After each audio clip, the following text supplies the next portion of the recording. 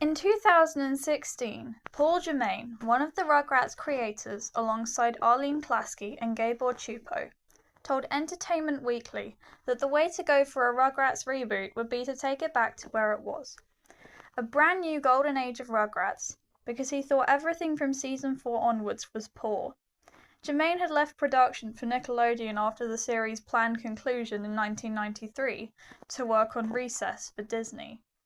Meanwhile, with a new writing crew, production resumed in 1996, and the new revived series began in December with a Hanukkah special.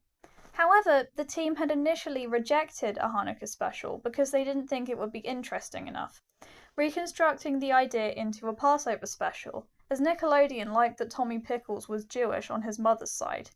Germain said of the Hanukkah episode, "That was something we specifically didn't do that the team went ahead and did after we were gone." Similarly, the Mother's Day episode was not touched on by the original writing crew, as it could only be about either divorce or death, which Nickelodeon wouldn't allow.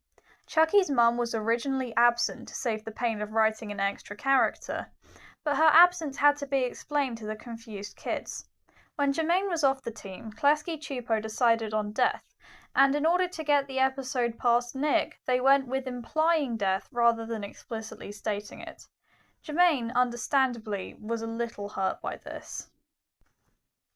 Unfortunately, in the new direction the series was headed, production was becoming increasingly turbulent. It was produced on a higher budget than before, which allowed for a smoother art style, but many preferred the crudeness of the early episodes because the crudeness had charm. Klasky didn't like the character of Angelica, she thought she was too mean. Angelica's slight improvement in personality was small, but striking. The introduction of the characters Kimmy and Dill, along with yet another style improvement, contributed to a lack of interest. For this reason, and due to a lack of new ideas for episodes, since the show was running into the 2000s but was still set in the early 1990s, the Klasky Chupo team decided to try spin-offs.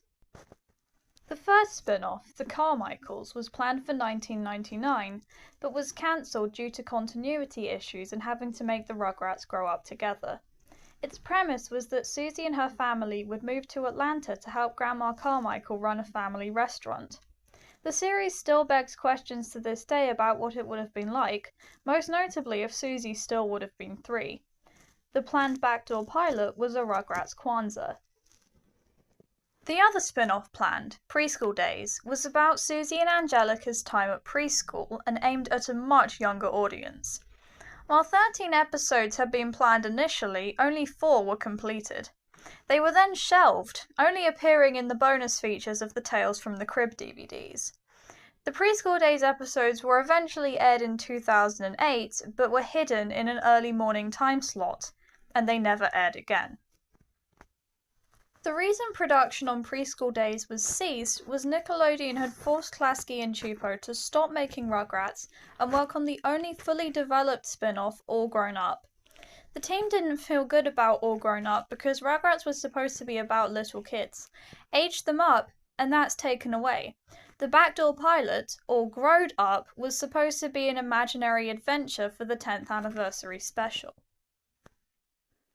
So in 2016, not long after that interview with Paul Germain, the team put their heads together and came up with a solution. An alternate continuity reboot, depicting the crucifix of Rugrats as though it was in the 2020s rather than the 1990s. In 2018, the computer-animated revival was announced, as well as a live-action movie featuring CGI babies, which was eventually scrapped, before being announced again in 2024. The revival remained in production, and the first look was shown on a Next Gen Nick advertisement in late 2020, alongside Baby Shark's Big Show, Big Nate, Santiago of the Seas, Camp Coral, Middlemost Post, and The Tiny Chef.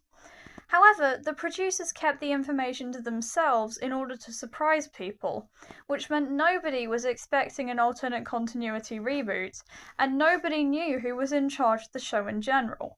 This is likely where people got the idea that the character designs didn't translate well to CGI. When the series was released, it began on the 14th of May 2021 with 4 shorts, 3 of which recreated classic episodes with twist endings. This was where the controversies began, because not only were people seemingly beginning to compare the animation to Cocomelon, which alone is a big enough insult, but also these shorts were taken as previews as the episodes themselves, and properly rehashing any form of old material would have been problematic and led to an accusation of an identity crisis. The first 5 complete episodes, including an hour-long pilot second time around, were released on the new streaming service Paramount Plus on the 27th.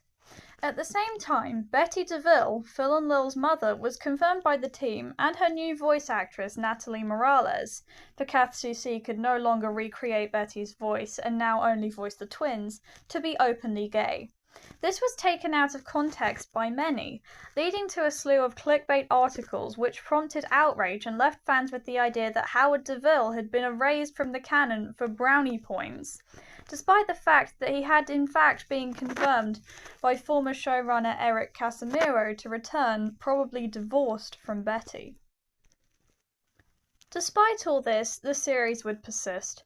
It ended up becoming an unprecedented success for Paramount Plus, which was enough for it to earn its first ever broadcast on Nickelodeon on the 20th of August.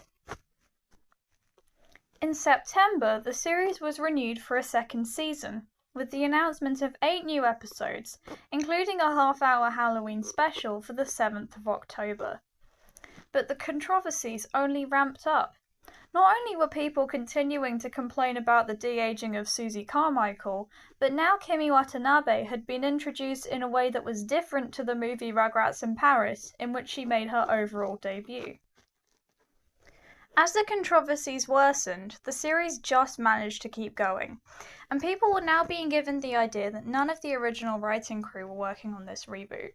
They thought these apparent new writers were making a nostalgia-baiting cash grab, wishing for the original writers to return, even though they did, and create a show depicting the original Rugrats as adults, not realizing that, as previously mentioned, they regretted all grown up.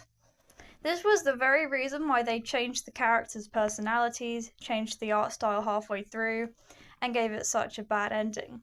Casimiro said, "We aged up the Rugrats, and I don't feel good about that." Since the only person with full knowledge has disappeared from most places where he explained things, I'll spread what I've learned from him, as well as my own theories. First of all, no change has been criticised more than the animation.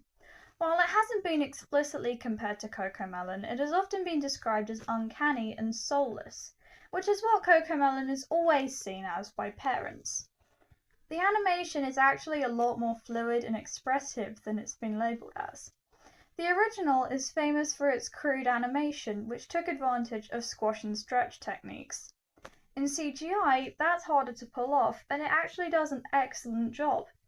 Consumer of Toons, the one with the information, admitted that Kimmy's model looked wonky during her first appearance, but looks much better now because the producers have a better idea of how she translates to CGI. As for why the lighting is dark, it works because the babies are lower down. In fact, the Rugrats movie was done this way too. The modern day setting is the sole reason for why the parents were changed. In the original, they were archetypes of baby boomer parents. In the reboot, they are millennials who only rely on technology if it's important to the plot. Grandpa Lou is a hippie as opposed to the World War II veteran that he was in the original. Most World War II veterans are no longer with us. If he was still a veteran, he would have fought in the Vietnam War, which has not once been glorified in media, and they would have to give him a flashback episode, which I'm pretty sure Nickelodeon wouldn't allow, as back in the day they were hesitant to talk about what happened to Chucky's mum. Also, most modern day grandfathers are hippies, so it makes sense. Boris and Minka got the show accused of anti-Semitism for their designs, despite the Jewish holiday specials, and in the reboot, Minka in particular is what the original Dee Dee would have become. The explanation for Betty's sexuality was not that she was being made gay to be politically correct, but that she was always intended to be gay since the original, just closeted. She's not a stereotype either. The show has many LGBT crew members. The modern day setting contributed to this, and with times being what they are now, Betty could finally be written as a canon lesbian. She's also being confirmed to be Latina in this version, which I sadly have no theories about. The absence of Howard has not been accepted either, but Casemiro did say Howard would return, perhaps in the next season, which has been announced. He's been referenced a few times, and it seems like the baby versions of Rugrats, the working Rugrats, are finally touching on divorce. Remember, they're not counting all grown up. The voice changes for the parents are understandable also. They're either dead or finding it hard to recreate the voices, so I get it a lot more than other people do. Dion Kwan retired, so that's why Charlotte Chung is the current voice of Kimmy. Nancy Cartwright has been voicing Chucky since 2002. The show even has a backstory for why the babies are always being dropped off at Dee Dee's house. Stu and Chaz had been next door neighbours since childhood, and Betty and Dee Dee were college roommates. A character people don't talk about is Charlotte's assistant Jonathan. In the original, he is dark-skinned and depicted as meek. This may well be the reason that his skin got lighter with every style change, since they didn't really want to portray dark-skinned characters that way since Susie showed up. But this is just my theory, and it clearly includes the reboot. Charlotte herself is also no longer a stereotypical working mother. Speaking of race and stereotypes, the decision to age Susie down has been regarded as racist, which I can agree is an overreaction, and this is coming from someone who's always accused of overreacting to things. The thing is, Susie is not the black baby, but the smart baby.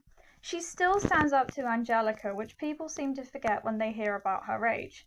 There are a few reminders that she's a baby in this version, but other than that, it really isn't noticeable. She actually has more personality than she used to, and she has flaws. She's allowed to have flaws. In the original, she was too perfect, and that actually annoyed some people. But other people were saddened by how little screen time she had. The movies were a perfect example of this. Her ability to snitch on Angelica made her a plot killer because she could just tell the parents about Angelica's schemes if she were aware. Her lack of screen time, despite positive African American representation, made her a token, as well as how perfect she was. Contrary to popular belief, she's actually less of a token than she was. And giving her more screen time wasn't for diversity either. The producers loved her as a character and thought she deserved to show up more. In fact, this may well be the reason why they tried giving her her own show. Giving her a little sister wouldn't have worked either, as she'd also need to be there the whole time. This may be the reason why her brothers, Buster and Edwin, were rewritten as her cousins. Besides, racism is not something Rugrats should be synonymous with. It's a very progressive show, and nothing can change that. And if Susie was as reduced as they say, her voice actress, Cree Summer, would have been reluctant to sign on to the reboot. Cree always talks about how Susie broke the glass ceiling for African American representation, which the producers knew about, thus staying true to it, but in a better way. She's also much more realistic. The thing with Kimmy is one of the most misunderstood things. Rugrats in Paris definitely happened, just in the original. The reboot is an alternate universe where Kimmy was introduced at preschool. Despite rumours, she was neither a background character nor Angelica's rival. She was Angelica's moral compass, soon to be Chucky's stepsister again, because it was a beautiful element. Chaz and Kira eventually meeting and hitting it off highlights the viewer's impatience. And Kimmy was a much better character than she used to be, not being much of an aggressive female Tommy anymore. She was aged up because now that Susie was younger, there were enough babies in the main cast. And since she's not really a rival to Angelica despite being old enough to talk, she can be used more too. Dill is different too, but it still works. He develops more each episode, with Kimmy helping him to be verbal, and his introduction was actually much more heartwarming than the original. I hope I was able to inform you about the changes to the show and that you understand it a bit better. I should also finish by saying that the reboot is not cancelled. It has simply been removed from Paramount Plus and is still airing new episodes on Nicktoons. Of course, it makes following the show more difficult, thus the show is harder to understand, but it is not over. Season 3 episodes have, in fact, been named, with the rest of Season 2 appearing on Nicktoons and home video. The older episodes don't feel like the original Rugrats, yes, but we are all grateful that we gave it time to find its legs and now it's the original over again. If you do want to stream it, you can watch it on Prime Video and Apple TV. Thank you for watching.